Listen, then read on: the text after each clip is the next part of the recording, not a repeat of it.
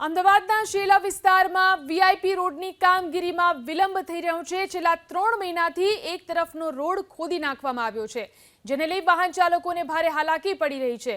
આ સાથે જ વેપારીઓ પણ મુશ્કેલીમાં મુકાયા છે। અહીં સતત ટ્રાફિક જામ રહે છે। મનાઈ રહ્યું છે કે 2 થી 3 મહિનામાં રોડનું કામ પૂરું કરાશે।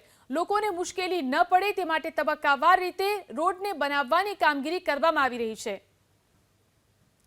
સ્માર્ટ સિટી અમદાવાદ શહેર ચારે તરફ વિકાસની હરણફાળ ભરી રહ્યું છે, ત્યારે અમદાવાદ શહેરમાં સૌથી ઝડપથી જો વિકાસ કોઈ થતો હોય તો તે છે અમદાવાદનો શેલા વિસ્તાર।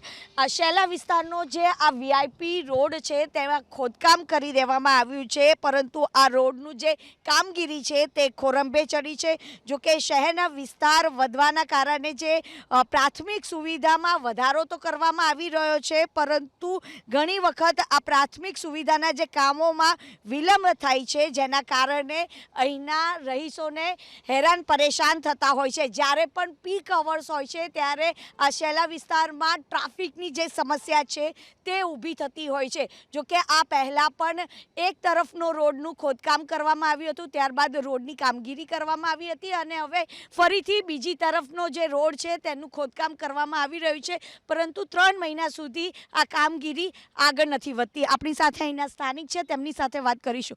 ભાઈ, કેટલી મુશ્કેલી પડી રહી છે? 3 મહિનાથી આ રોડ ખોદકામ કરે, બધી મુશ્કેલી પડી રહી છે और ट्राफिक भी सवारे सांजे એટલો ટ્રાફિક છે। હજી ગોદીને મૂક્યું છે, હજી કોઈ કામગીરી થતી નથી। અડધા રસ્તા બાકી રાખીને કોઈ જ કામ કરતા નથી।